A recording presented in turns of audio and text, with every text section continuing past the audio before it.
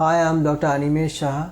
I am a clinical oncologist and today we'll be discussing about esophageal cancer. So esophagus is a muscular tube through which food passes from mouth to stomach. So cancer that involves the lining of the esophagus or esophageal wall is called esophageal cancer.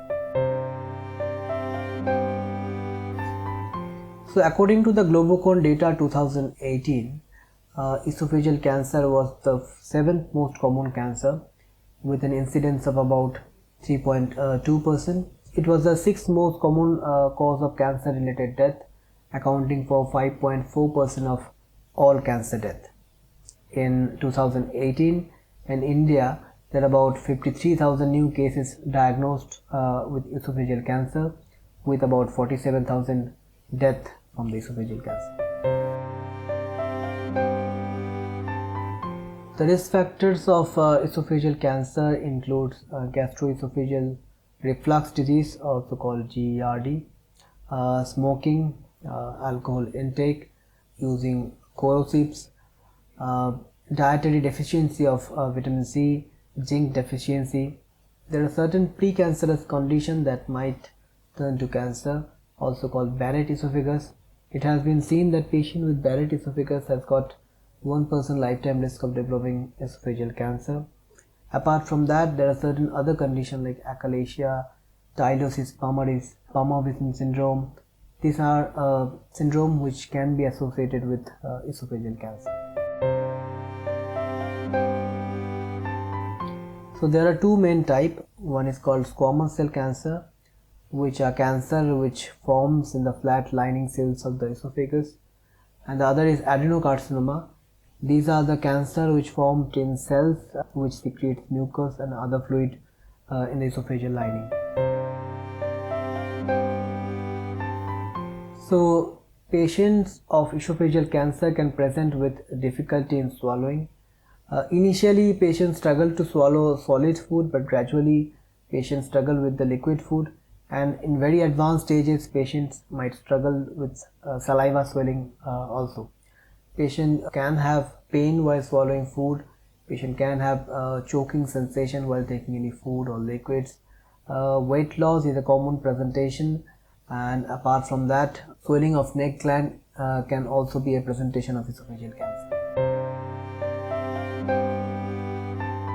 So whenever a patient comes to us with suspicious of esophageal cancer, we examine the patient, we do some blood test, endoscopy or upper GI endoscopy, often the initial investigation of choice. Through endoscopy we can take a biopsy to confirm the diagnosis of the cancer. After that, sometimes we need a CT scan to check, CT scan or a PET CT scan to check whether the cancer has spread anywhere else or not. Endoscopic ultrasound is often used to look at the cancer and the lymph node very carefully. In selected patient where we are suspecting that the tumor might involve the important blood vessels, MRI can be done. Bronchoscopy is an investigation. It is done when we are suspecting the tumor has spread to the air tubes. In advanced stages where the cancer has spread to distant organs, we do some molecular test to guide our treatment, like HER2/neu, PD-L1, microsatellite instability like MSI, etc. So depending on the extent of the esophageal tumor spread to surrounding lymph nodes or spread to distant organs, esophageal cancer can be staged into 4 stages, stage 1 to 4. So treatment of esophageal cancer depends on various factors, including stage of the disease, age of the patient, medical fitness of the patient, and other comorbidities. So usually for stage 1 esophageal cancer, endoscopic mucosal resection is a treatment option. If patients are not suitable for endoscopic mucosal resection, surgery is often done at this stage to cure the cancer. If patients are unfit for surgery or unwilling for surgery, chemotherapy or chemoradiotherapy can be used to treat this group of patients. stage 2 and 3. This group of patient usually gets treated with surgery, but before surgery they often need chemotherapy or combination of chemotherapy and radiotherapy to shrink down the cancer.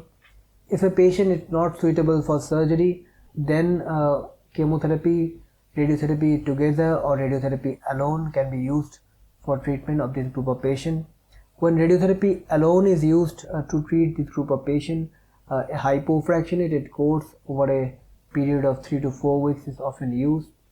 With advent of imaging technique like 4D CT and intensity modulated radiotherapy, we can precisely target the esophageal cancer with sparing surrounding normal structures like lung, heart, spinal cord, etc. Stage 4A is a group of patients where it is not possible to resect or operate on the cancer patient. This group of patients are usually treated with combination of chemoradiotherapy or radiotherapy alone.